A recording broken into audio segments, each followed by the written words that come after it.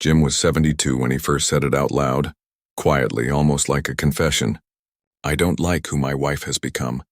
He stared at the empty chair across the kitchen table, the one she always sat in.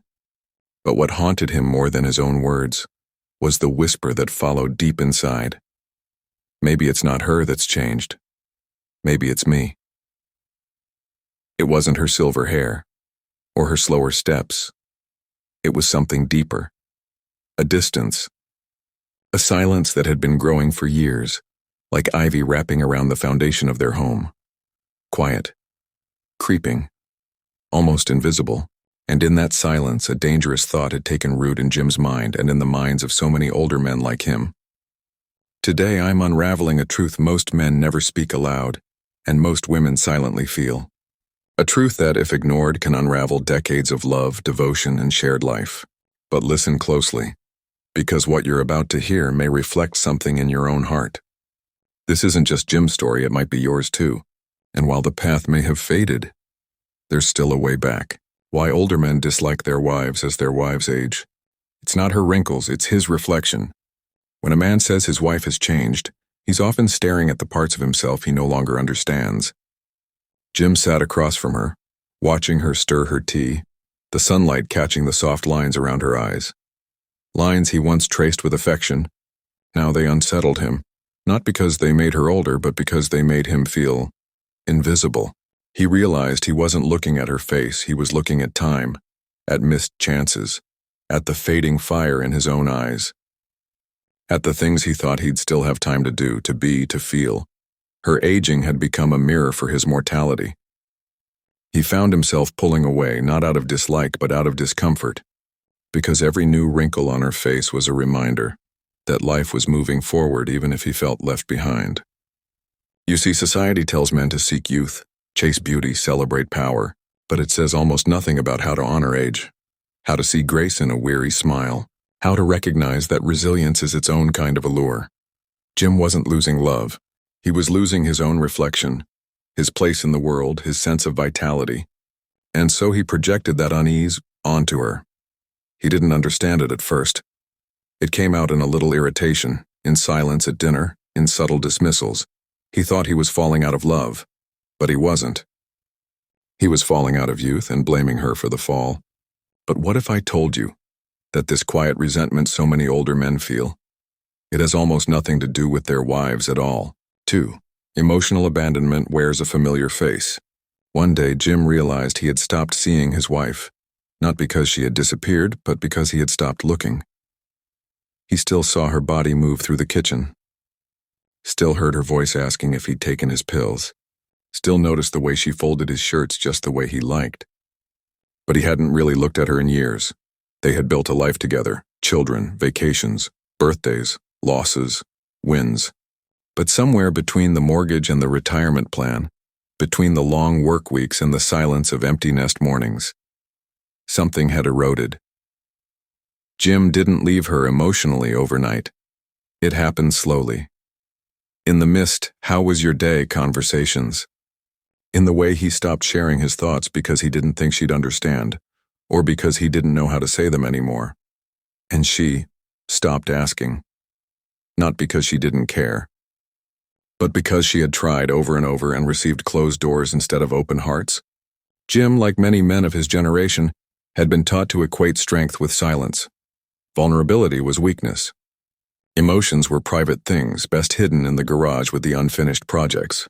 But as he aged, something strange happened. His emotional needs grew. He longed to feel understood, wanted closeness.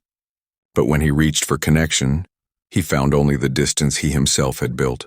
It was easier to blame her for the cold air in the room than to admit he had forgotten how to speak warmth. And then, one night, something unexpected happened. A small, quiet moment of radical courage. Jim asked her, "Do you think we're still close?" She looked at him, startled. Not because of the question, but because she hadn't heard that kind of vulnerability in his voice since they were young. She blinked back tears. She said, "I thought I was the only one who noticed the distance, and that one moment cracked the ice. But what happened next, neither of them expected." Farsi, the myth of the familiar stranger. How does someone you've loved for 40 years become invisible? It doesn't happen through cruelty, not through arguments or betrayals. It happens in the quiet, in comfort, in the autopilot routines that slowly blur the edges of a once vivid person. Jim used to watch her move through a room like gravity itself bent toward her, but now he only saw her when something needed doing. A clean shirt, a warm dinner, a calendar reminder. He had fallen into a dangerous habit, the habit of assuming. Assuming he knew everything about her, assuming she was exactly who she had always been, assuming there was nothing left to discover. But the truth? Familiarity doesn't mean understanding. It often means blindness. The more he labeled her as his wife, the caretaker, the cook, the planner, the more he forgot to see her as the woman he fell in love with. The woman with dreams, with sensuality, with untapped thoughts and desires that never disappeared, just got buried under motherhood, duty, and time. And then one morning, something shifted. It was during breakfast. Nothing grand, just toast, coffee, and the usual silence. She was reading a book, a novel he'd never heard of. He glanced at the cover. "You like thrillers now?" he asked. She smiled without looking up. "I always have. You just never asked." That moment hit him harder than he expected. He realized he hadn't asked about her favorite book in years, didn't know what music made her cry anymore, didn't know who she had become, because somewhere along the way he stopped being curious. He had been living with a stranger. Not because she changed, but because he forgot to keep meeting her. But what Jim did next reignited something he thought was lost forever. 4. How resentment becomes a habit, and how to break it. Every complaint Jim had about his wife was something he had neglected in himself. She wasn't cold. He had stopped showing warmth. She wasn't boring. He had stopped asking about her passions. She wasn't distant. He had forgotten how to reach. Resentment doesn't erupt overnight. It seeps in slowly, drop by drop. Each unmet need, each ignored moment of affection. Each time we choose silence over honesty or convenience over connection. For Jim, it became a habit. A mental loop where every sigh, every forgotten moment became her fault. But he never paused to ask, what am I bringing or failing to bring to this relationship? We often think love disappears because of what the other person has done, but more often it fades because of what we stop doing. For years, Jim expected his wife to reignite the spark, but she had been carrying their emotional weight for decades. He realized she didn't change. She just got tired. Tired of being the only one trying. Tired of asking. Tired of waiting. And then, he did something different. Instead of criticizing, he complimented. Instead of staying in his chair, he got up and danced with her in the kitchen for no reason at all. She froze at first, unsure if it was a joke, but he looked her in the eyes. Not with expectation, not with obligation, with wonder. And in that moment, something flickered in her eyes. Something he hadn't seen in years, joy, relief. A flicker of the girl she used to be, shining through the woman she had become. But the real change didn't come from that moment. It came from what Jim finally chose to say the next morning. 5. The reawakening. It's never too late to see her again. She wore the same perfume she did the day I proposed, Jim said, smiling through tears. And for the first time in years, I noticed. It wasn't the perfume. It was that he had finally opened his eyes, and more importantly, his heart. Jim didn't buy roses. He didn't plan a grand vacation. He started by asking her about her day and actually listening. He apologized for the years he didn't know she felt alone. Sometimes love doesn't need to be rekindled. It needs to be noticed. He began thanking her for the little things she'd done for years without complaint. He remembered to smile when she entered the room, not just grunt a greeting. He touched her hand on purpose, not out of routine. And slowly, something extraordinary happened. She began to soften.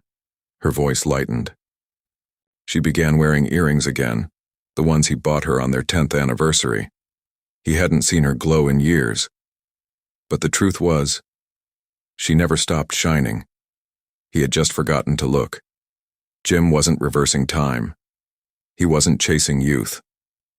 He was falling in love with the woman she still was, the one who had waited, hoped, and stayed, and every small act of attention became a new brick in the bridge back to each other. Because rediscovering love late in life isn't about fireworks. It's about the courage to begin again when it's easier to give up. And here's what Jim would whisper to every man his age if he could.